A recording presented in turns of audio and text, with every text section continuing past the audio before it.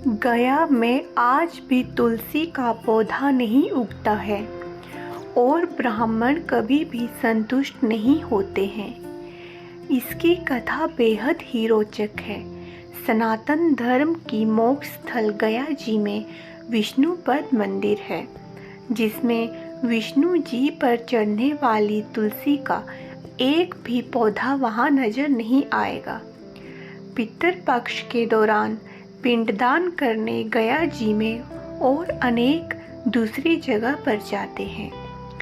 ऐसा माना जाता है कि मरे हुए व्यक्ति का पिंडदान करने से उनकी आत्मा को शांति मिलती है। यदि सच्चे मन से पितरों की सद्गति की कामना की जाए तो पितृ देवता उससे भी संतुष्ट हो जाते हैं। जैसा कि वायु पुराण में उल्लेखित है कि सीता जी ने श्रद्धा पूर्वक बिना किसी सामग्री का प्रयोग करके मात्र रेत द्वारा दशरथ जी का पिंडदान किया और उनका आशीर्वाद लिया। कहा जाता है कि गया जी में 5 वस्तुएं श्रापित हैं: कौआ, फल्गु, तुलसी, ब्राह्मण और गाय। यही कारण है कि यहाँ तुलसी का एक भी पौधा नजर नहीं आता। ब्राह्मण महापात्र कभी भी संतुष्ट नहीं होते हैं। फल्गु नदी में कभी पानी नहीं ठहरता और कौए हमेशा लड़ झगड़ कर ही खा पाते हैं। यह सब बातें सदियों से चली आ रही हैं। ये उस परंपरा की हैं जिसे हम पूरी मान्यता और विश्वास के साथ ग्रहण करते हैं। आइए सुनते हैं वाल्मीकि रामायण का एक प्रसंग और जानते हैं कि क्या महिलाएं भी कर सकती हैं श्राद्ध। तो दोस्तों, रामायण काल में जब पुत्र वियोग में राजा दशरथ की मृत्यु हुई थी, तब वनवास पर गए उनके बड़े बेटे भगवान श्री राम और लक्ष्मण की अनुपस्थिति में बहू सीता ने यह पिंडदान की रस्म निभाई थी। वाल्मीकि रामायण में वर्णित घटना के अनुसार वनवास के दौरान भगवान श्री राम, लक्ष्मण और माता सीता पितृपक्ष में श्राद्ध करने के लिए बिहार के गया पहुँचे। वहाँ महाब्राह्मण ने श्री राम और लक्ष्मण को श्राद्ध कर्म करने के लिए आवश्यक सामग्री जुटाने के लिए कहा।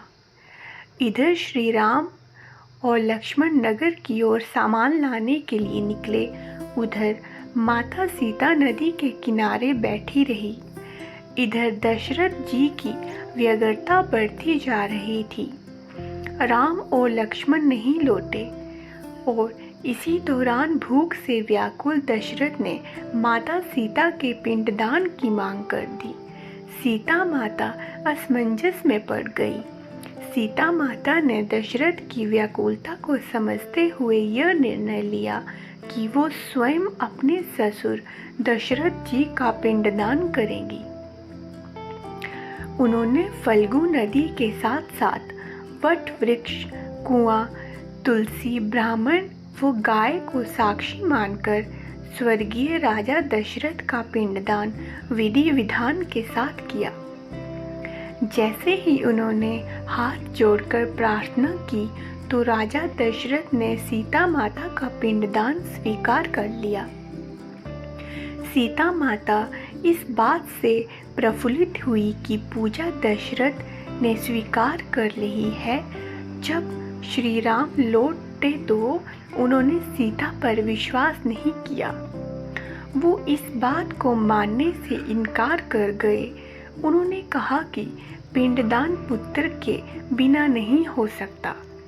इसके बाद सीता माता ने कहा कि वहाँ उपस्थित फल्गु नदी, तुलसी, कौआ, गाय, वटवृक्ष और ब्राह्मण श्राद्ध कर्म की गवाही दे सकते हैं।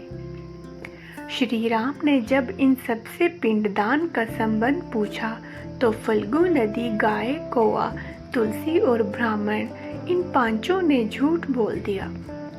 सब ने ईश्वर की गवाही दे दी कि सीता माता ने कोई पिंडदान नहीं किया। लेकिन वट वृक्ष ने सत्य का साथ दिया। उन्होंने श्री राम से कहा कि सीता माता ने सबको साक्षी मानकर विधि पूर्वक राजा दशरथ जी का पिंडदान किया है। पांचों साक्षी के झूठ बोलने पर सीता माता ने क्रोधित होकर उन्हें आजीवन श्राप दिया। फल्गु नदी को श्राप दिया कि वो सिर्फ नाम की ही नदी रहेगी, उसमें पानी नहीं रहेगा। इसी कारण फल्गु नदी आज भी गया में सूखी पड़ी है। गाय को श्राप दिया कि गाय पूजनीय होकर भी सिर्फ उसके पिछले हिस्से की ही पूजा की जाएगी और गाय को खाने के लिए दर दर भटकना पड़ेगा। आज भी गाय के सिर्फ पिछले हिस्से की ही पूजा की जाती है। सीता माता के श्राप के कारण गया के महाब्राह्मण को कभी भी संतुष्ट न होने और कितना भी मिले उसकी दरिद्रता हमेशा बनी रहेगी। तो गया के ब्राह्मण दक्षिणा के बाद भी कभी भी संतुष्ट नहीं होते हैं। समाज में उन्हें अछूत ब्राह्मण का दर्जा मिला हुआ है। सीता माता ने तुलसी को श्राप दिया कि वो कभी भी गया में नहीं उगेगी। यह आज तक सत्य है कि गया की मिट्टी में तुलसी नहीं उगाया जाता। कोई को हमेशा लड़ झगड़ कर खाने का श्राप दिया था और कोआ आज भी अकेले नहीं खाता है। सीता माता ने जहाँ इन पांचों को श्राप दिया था वही सच बोलने पर वट वृक्ष को आशीर्वाद दिया था कि उसे लंबी आयु प्राप्त होगी और वो दूसरों को छाया प्रदान करेगा। पतिव्रता स्त्री उनका स्मरण करके अपने पति के दीर्घायु होने की कामना करेगी। मार्कंडेय पुराण में कहा गया है कि अगर किसी का पुत्र ना हो तो पत्नी ही बिना मित्रों के श्राद्ध कर्म कर सकती है। इस बारे में धर्म सिंधु ग्रंथ के साथ ही मनुस्मृति, मार्कंडेय पुराण और गरुड़ पुराण में का भी यही कहना है कि महिलाओं को तर्पण और पिंडदान करने का अधिकार है।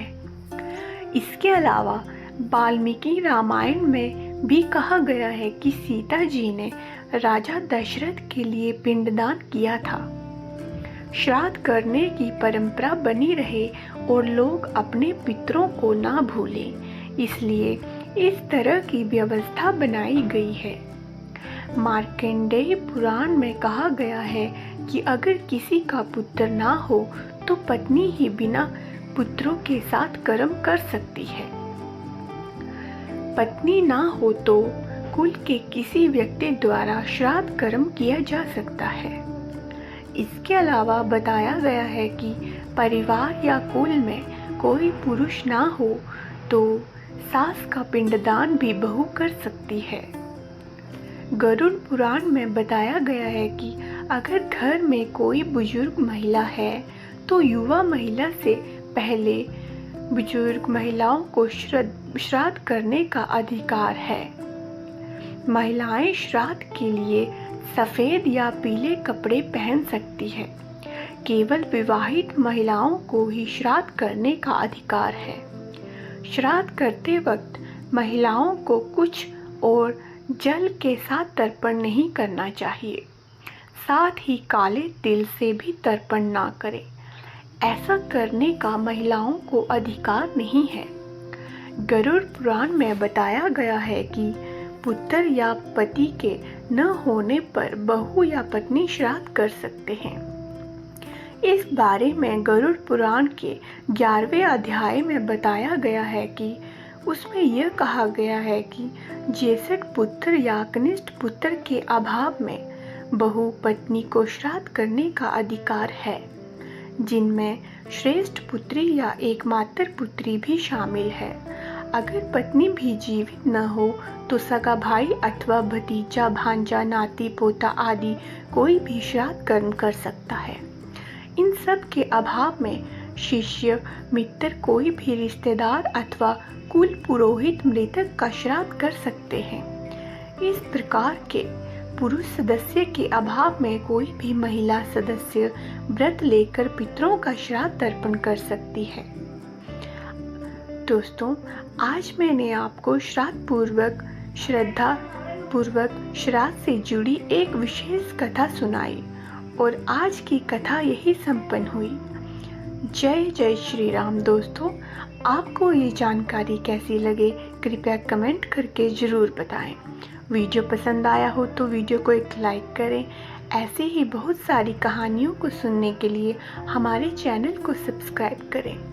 इस वीडियो को अधिक से अधिक शेयर करें। धन्यवाद।